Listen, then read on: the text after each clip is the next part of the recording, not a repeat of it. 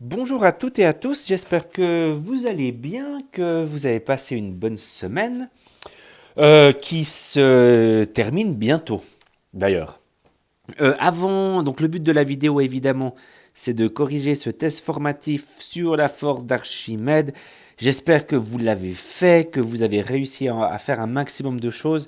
Si vous avez trouvé des parties assez compliquées, c'est normal. C'est un test formatif évidemment d'un niveau TS, donc il était assez complexe. C'était évidemment pas un test faisable en 45 minutes. Voilà, il fallait prendre plus de temps. Encore une fois, le but avec ces vidéos aussi à distance, c'est que vous pouvez très bien vous dire que vous faites l'exercice un jour, l'exercice 2 un autre jour, et la même chose pour la correction. D'ailleurs, la correction va être assez longue. Donc, si au bout d'un moment vous fatiguez, je vous conseille de l'arrêter et de reprendre plus tard, ou même lundi prochain, mardi prochain, ou dans une semaine. Ces vidéos-là vont de toute façon rester un bon moment. Avant que je rentre dans le vif du sujet, j'ai mis des informations sur l'application Zoom. Mon but sera qu'on se voit, alors à distance évidemment, mais par le biais de cette application. Je vous ai mis un protocole d'installation, donc j'aimerais bien que vous le fassiez. Je ne sais plus quand est-ce que je vous ai dit que j'aimerais qu'on se voit sur Zoom lundi prochain à 11h30. Donc j'espère que vous arriverez alors à l'installer. Ceux d'ailleurs qui sont avec moi en 10 VP1 l'ont déjà installé. On a déjà fait un test. Ça a marché plutôt bien. Donc ceux qui ne sont pas en 10 VP1 dans la classe, dans mon groupe de 10 MEP, installez le programme Zoom. Regardez mon site, j'ai tout référencé. Suivez pas à pas, ça devrait aller. C'est un programme qui est gratuit. Et on se verra lundi à 11h30. Si jamais vous ne pouvez pas, si ça ne marche pas, s'il y a des soucis, envoyez-moi un mail, évidemment. Et si ça marche, on essaiera de se faire deux, trois fois, deux, trois fois, une fois par semaine, peut-être un petit point de la situation. Voilà. Où je répondrai à vos questions. D'ailleurs, s'il y a déjà des questions pour lundi prochain, notez-les et j'y répondrai lors de la session Zoom lundi prochain. Qu'est-ce que je voulais dire? Oui, encore une toute dernière chose rapidement. Je vais peut-être changer radicalement mon fusil d'épaule. On est en plein dans le thème des polyèdres. On va peut-être faire une pause. Je vais y réfléchir pendant ce week-end et qu'on parte sur un bloc de révision sur la mécanique. Ça vous permettra peut-être aussi d'avoir des semaines un peu plus allégées en maths physique. Il y avait peut-être beaucoup de choses. Sur les solides, c'est un thème qui est nouveau. On doit plutôt faire de la consolidation, c'est-à-dire des révisions. Donc je me dis faire un peu de révision de mécanique, ça peut être pas mal, surtout qu'on a les moments de force. Donc on n'a pas terminé la mécanique de 10e année. En parlant de mécanique, on va démarrer la correction de ce test formatif sur la force d'Archimède. Alors, je vais essayer vraiment de le faire le plus détaillé possible. L'exercice 1, donc vous avez le chariot qui est retenu avec le dynamomètre sur un plan incliné, faisant un angle ici de 30 degrés avec l'horizontale. Lorsque le chariot est dans l'air, le dynamomètre indique 40 newtons et quand on l'immerge totalement, donc on va mettre de l'eau jusqu'ici, tout ça sera dans l'eau. Voilà, vous avez compris, je vais effacer. Et bah le dynamomètre indique plus que 15,8 newtons. On connaît le volume du chariot et on doit trouver la masse volumique du liquide inconnu. Alors, beaucoup de choses. Évidemment, une première chose qui est pas mal à faire quand on fait de la mécanique et la force d'Archimède, c'est de la mécanique, et c'est de tracer. J'étais quoi, 60 à 22, donc 68 degrés pour faire l'angle droit. Voilà, voilà, j'ai fait mes deux axes de projection. Je vais dessiner. Alors, il y a deux situations, hein. Quand on n'a pas l'eau et quand on a l'eau. Alors, ce que je vais faire, c'est que je vais peut-être dessiner la première situation sans eau. Est-ce que je peux faire des flèches assez grandes? Ouais, voilà, c'est très bien ça. Le poids, évidemment, qu'on va projeter sur cet axe et sur cet axe. Et on a le poids perpendiculaire. Et sur cet axe-là, sur l'axe parallèle, on a le poids parallèle. Ici, on a N et ici, on a la tension dans la ficelle qui sera mesurée par le dynamomètre. Ouais, c'est assez épais. Bon, bah, j'espère que... Bon, en tout cas, c'est visible. On va déjà partir sur l'équilibre de ces... Voilà, la condition d'équilibre ou les conditions d'équilibre sur chacun des axes. Donc, on a que P parallèle est égal à T. Et on a que P perpendiculaire est égal à N.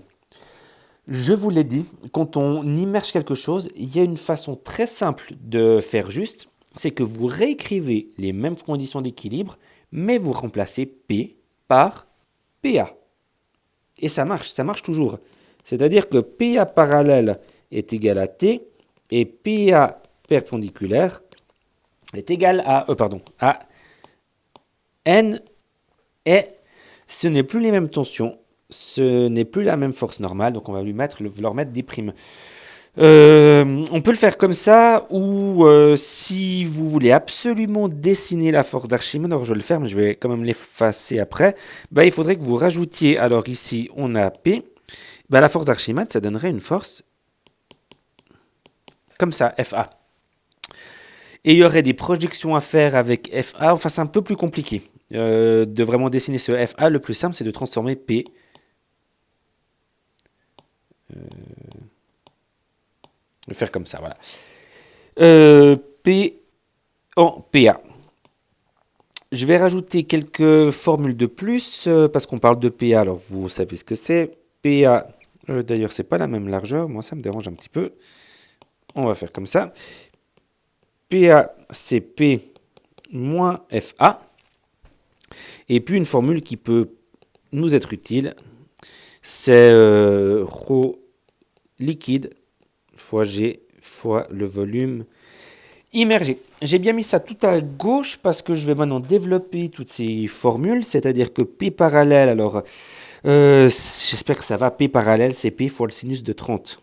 P fois sinus de 30. D'ailleurs, peut-être que comme on fait là du calcul littéral, je vais garder du calcul littéral pour toute ma résolution. Parce que mon 30 degrés, il est aussi ici. Et P parallèle qui se trouve, alors je vais mettre d'une autre couleur et j'effacerai, P parallèle qui est là, se trouve évidemment aussi ici.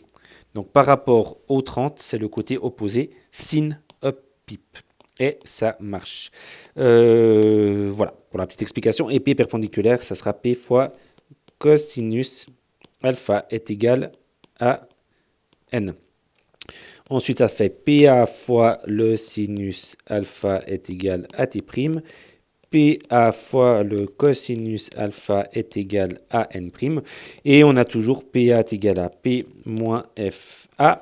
Et FA est égal à ρ liquide fois G fois le volume immergé. Voilà, j'ai mes 1, 2, 3, 4, 5, 6 équations, 6 formules. Et on va faire le petit jeu qu'on fait souvent en classe, qui va automatiquement nous donner la bonne solution. Alors, je vous rappelle comment ça marche. On va... Donc déjà, qu'est-ce qu'on cherche? On cherche la masse volumique du... D'accord, on cherche ça, non? Et je vais prendre une autre couleur, disons en bleu, tout ce que je connais.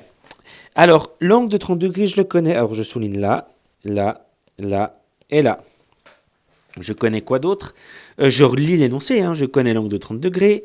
Lorsque le chariot est dans l'air, le dynamomètre, donc je suis dans l'air, c'est la tension T, c'est pas la tension T', parce que T', c'est quand on est dans le liquide inconnu, donc je connais ce T'.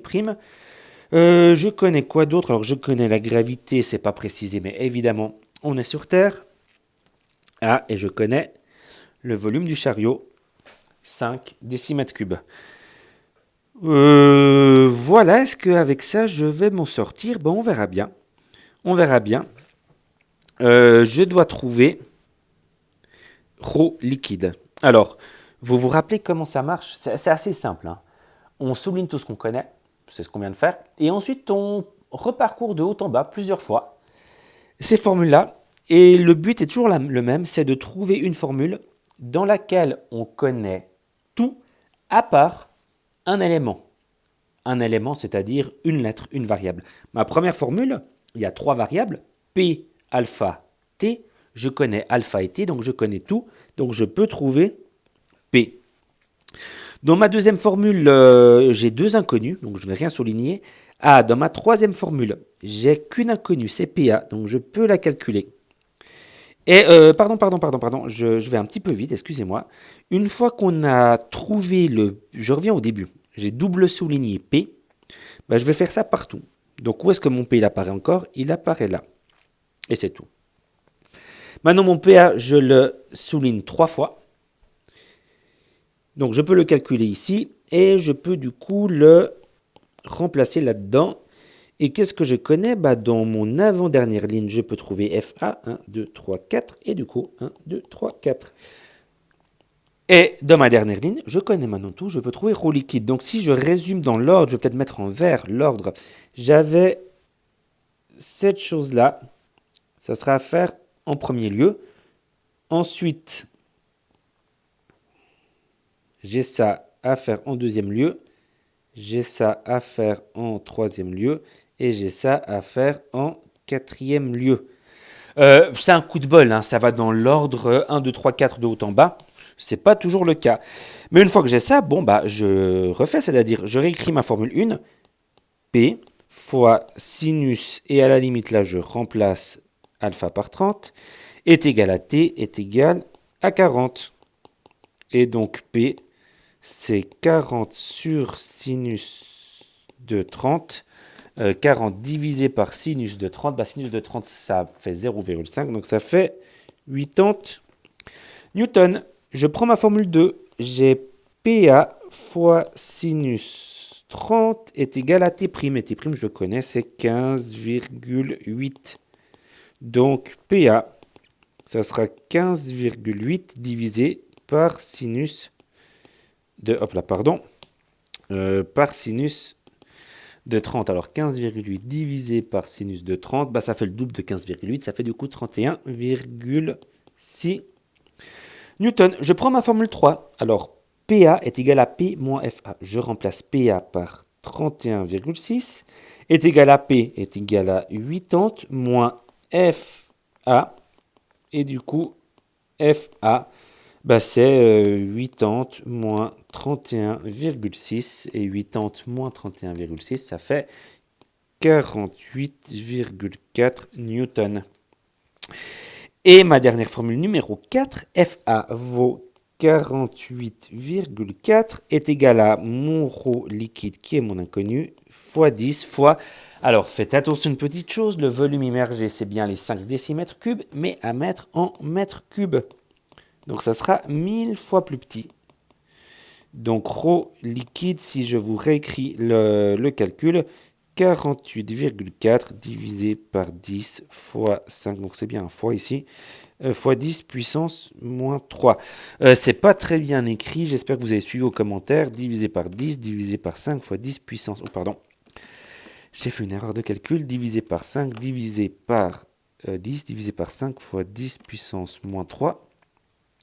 Ça fait 968 kg par mètre cube. Je calcule juste une fois parce que j'ai tout d'un coup un doute sur mon calcul.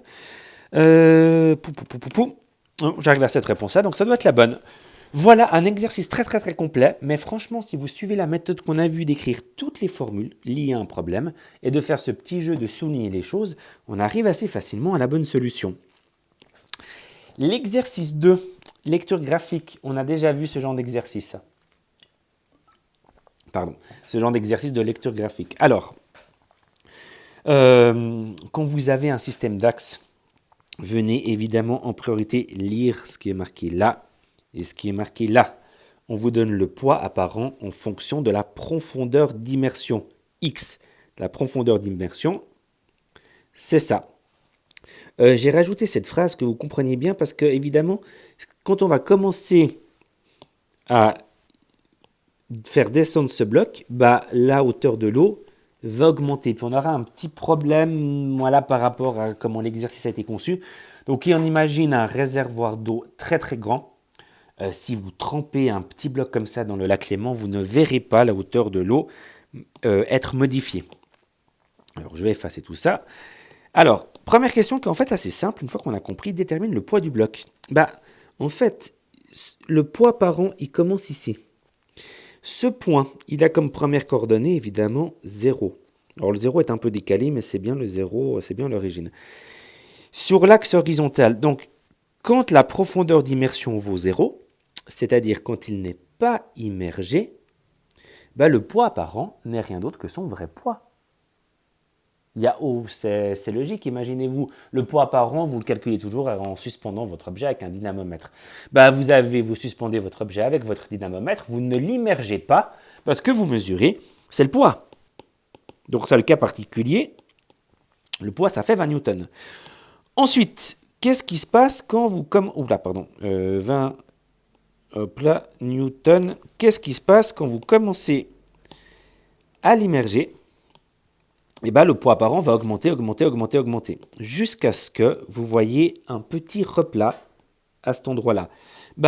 Je peux vous faire un petit schéma, on va faire juste ici et ici, la hauteur d'eau. Vous avez un objet qui est émergé comme ça et vous avez un objet qui est émergé jusqu'au fond. Il ne touche pas le fond, c'est important, mais c'est le même objet. Le poids par rang entre cette situation et cette situation, c'est le même. Donc, du moment que le poids par rang, ici on a une partie constante, donc du moment que le poids par rang est une constante, c'est que l'objet est entièrement immergé. Et il est entièrement immergé quand on arrive au bout de 15 cm.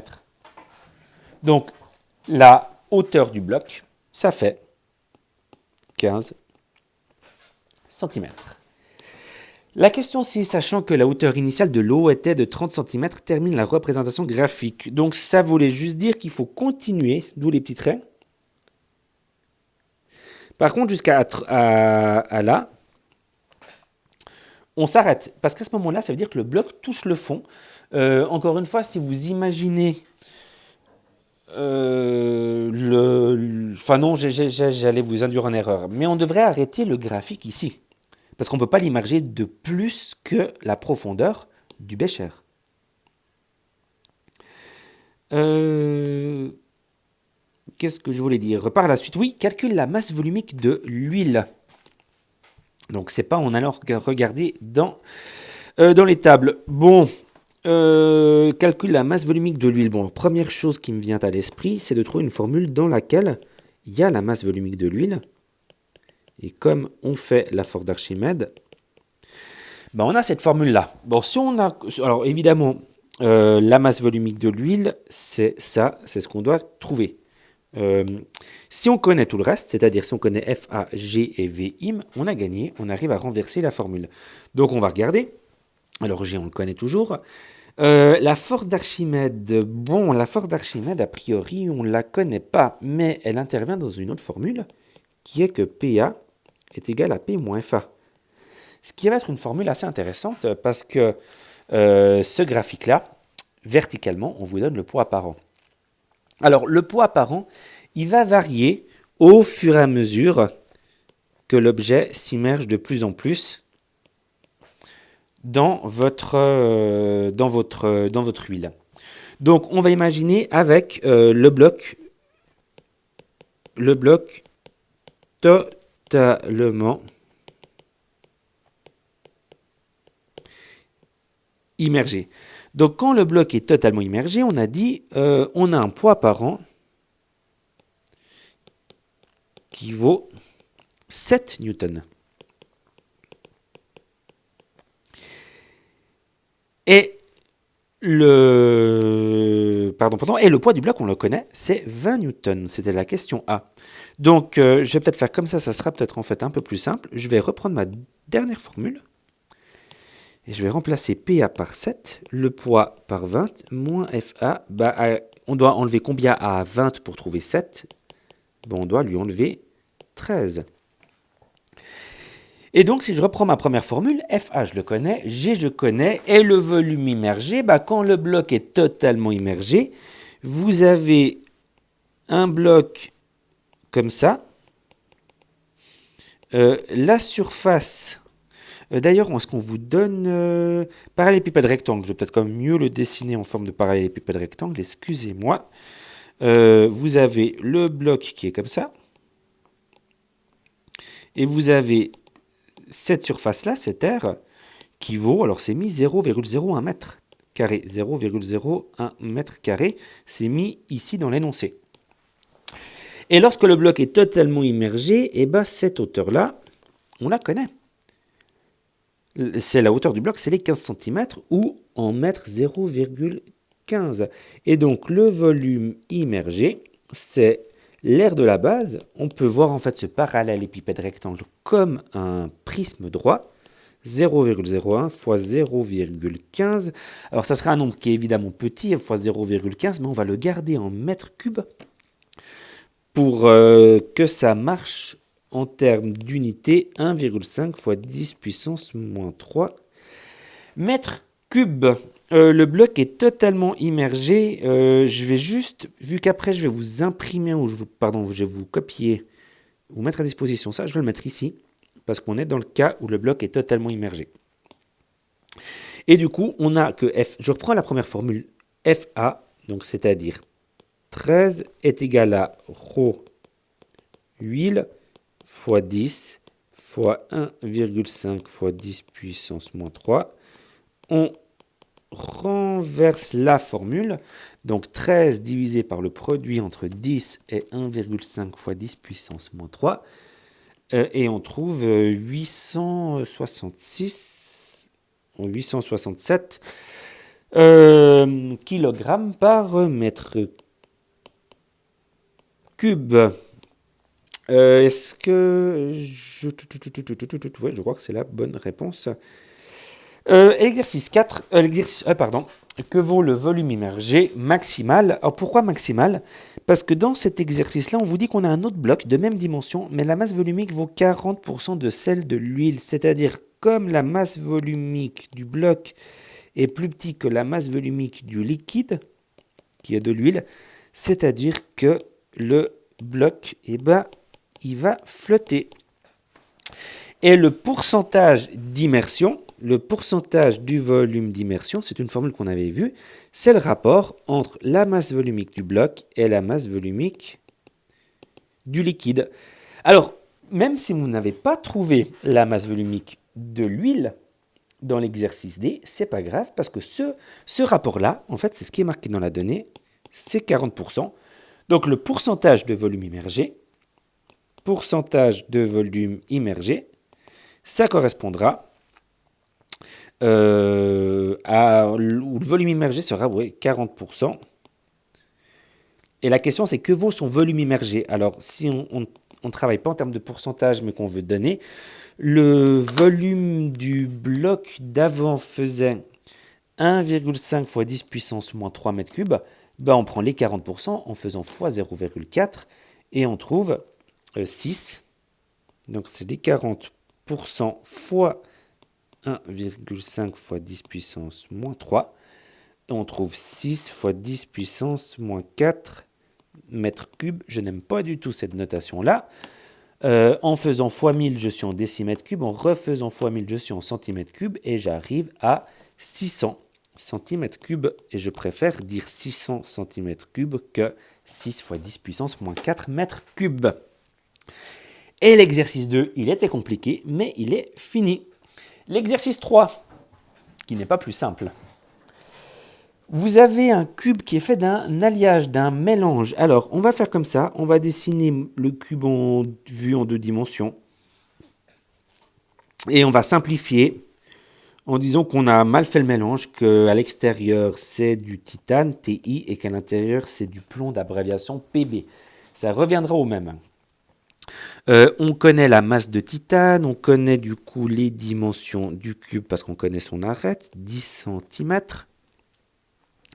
Et lorsqu'on l'immerge totalement dans l'eau, son poids apparent est de 72 newtons. Bon, je vais déjà commencer par traduire ça mathématiquement. Le poids apparent, je sais que c'est P moins FA. Donc je connais PA, 72. Par contre, le poids, je ne le connais pas. Et FA, je ne connais pas. Bon, donc je ne peux pas faire grand-chose avec ça. on va voir si on peut faire quelque chose avec cette formule-là. FA, c'est quoi? C'est la masse volumique du fluide. A, c'est de l'eau. Bon, je connais quelque chose, ça je connais. Fois G, que je connais. A, fois le volume immergé lorsqu'on l'immerge totalement. Je connais tout ça. Alors, je peux calculer la force d'Archimède. C'est 1000 fois 10 et fois 0,1 au cube. Parce que le volume immergé est toujours à prendre en mètres cubes. Donc, c'est 10 cm au cube. Et ensuite, on transforme ça en mètres cubes. Ça va vous faire 10 newtons. Bon, je vais reprendre la première formule que j'avais écrite. PA est égal à P moins FA. Mais du coup, elle m'est utile maintenant. Ce que je vais faire comme ça. C'est-à-dire que je suis parti, on va dire, de la bonne formule. Que je n'arrive pas à déplacer, je ne sais pas pourquoi. Normalement, on arrive à déplacer ces choses-là. Bon, c'est pas grave. Et donc, PA, poids par an, 72 est égal au poids P moins 10. Bah, du coup, P, ça fait 82 newtons. Voilà. Alors, je suis loin d'avoir fini, mais j'ai le poids de mon bloc. Donc, du coup, si j'ai le poids de mon bloc, j'ai sa masse. La masse du bloc, ça fait 8,2 kg. Pourquoi je dis ça? Parce que j'ai utilisé ça, mais j'ai pas encore utilisé ça. Et on donne une masse. Là, j'ai le poids du bloc. Alors, je vais écrire quelque chose, et c'est un peu le cœur de cet exercice. Bah, la masse du bloc, c'est égal à la masse de titane qui le compose, plus à la masse de plomb. Et si vous regardez bien, j'ai absolument tout à part la masse de plomb. Donc la masse du bloc, 8,2. Il est composé de 1,6 kg de titane plus d'une certaine masse de plomb. Et donc la masse de plomb, bah, c'est 8,2 moins 1,6. Ça vous donne du coup 6,6 kg de plomb. Parce que moi, je veux trouver la masse volumique du plomb. Donc, j'ai besoin de sa masse de plomb, c'est fait. Et du volume du plomb, c'est pas fait. C'est pas fait. Donc, il faut que je trouve le volume du plomb. Je vais essayer de faire la même chose. Le volume du bloc, bah, le bloc est composé d'un certain volume de titane plus d'un certain volume de plomb. Pourquoi je fais ça? Parce que je dois trouver le volume de plomb. Et je connais le volume du bloc. Bon, bah, il suffit que je trouve le volume du titane. Mais je vous rappelle que cette formule-là, je peux peut-être l'écrire ici en haut, M sur V. Alors, elle va nous être ultra utile là-dedans. Parce qu'on va faire le renversement qui dit que V est égal à M sur ρ. C'est-à-dire le volume du titane est égal à la masse du titane sur le ρ du titane. Qu'est-ce qui m'amène à vouloir partir là-dedans? C'est que j'ai toujours pas utilisé la dernière indication. Je sais que pour trouver, je résume un petit peu, j'ai trouvé la masse de plomb. Mais maintenant, je dois trouver le volume de plomb. Pour trouver le volume de plomb, je connais le volume de bloc et le volume de titane. Et comme j'ai la masse volumique du titane qui m'est donnée, je vais essayer de passer par là. Et ça va marcher parce que le volume du titane, je connais, c'est 1,6. La masse volumique du titane, elle est donnée, c'est 4000. Donc 1,6 divisé par 4000, ça vous donne le volume. Alors ça sera petit. 4 fois 10 puissance moins 4 mètres cubes. Et maintenant, je reprends cette équation-là, que je réécris. Alors, c'est peut-être un peu dérangeant d'avoir aussi la même couleur. J'écris ça ici. Et qu'est-ce que j'ai? Alors, le volume du bloc, je le connaissais. C'est 10 puissance moins 3 mètres cubes est égal au volume de titane, donc 4 fois 10 puissance moins 4, plus le volume du plomb. Et à partir de là, le volume du plomb, je peux le calculer. Ça sera 10 puissance moins 3 moins 4 fois 10 puissance moins 4. Faites juste attention, 10 puissance moins 3, la machine, l'erreur classique, c'est d'appuyer sur 10 moins 3. C'est faux. 10 puissance moins 3, il faut le lire comme 1 fois 10 puissance moins 3. C'est-à-dire à la machine, vous appuyez sur 1 moins 3. et là ça va marcher. Moins 4EE, moins 4, et ça vous donne un volume de 6 fois 10 puissance moins 4 mètres cubes. Pouf! On a presque fini, parce que je veux la masse volumique du plomb. La masse volumique du plomb, c'est la masse du plomb divisée par le volume du plomb. La masse du plomb, je l'ai trouvé, c'est 6,6. Le volume du plomb, je viens de trouver, c'est 6 fois 10 puissance moins 4. 6,6 divisé par 6 fois 10 puissance moins 4, ça fait 11 000 kg par mètre cube. Si vous allez lire dans vos tables, c'est la réponse, cette réponse-là est logique. D'ailleurs, je crois que on vous donne à peu près 11 000. Je veux juste effacer 2-3 petites choses, comme ça, c'est prêt. Ces petits points-là, peut-être ça vous perturbe si vous allez juste le corriger. Et ça, voilà, c'était pour faire de l'explication en direct. Mais je vais vous les effacer. Il y a peut-être une petite chose que je peux rajouter pour visualiser. C'est que cette chose-là, c'est ça. Et une autre couleur, cette chose-là, c'est ça. Parce qu'évidemment, si on vous demande de trouver la masse volumique du plomb, la toute dernière formule, c'est peut-être la première que vous allez écrire. Et donc, du coup, ça vous donne 2 questions en une. C'est de trouver en jaune la masse du plomb et de trouver en bleu le volume du plomb. Voilà, c'était assez long. Mais en même temps, il y avait beaucoup de matière, beaucoup de révisions sur des techniques de calcul, des techniques de raisonnement. J'espère que vous avez tenu le coup. Voilà, je vous souhaite un bon week-end et je vous donnerai plus d'informations sur mon site concernant la semaine prochaine. Tout bientôt. Au revoir. Merci.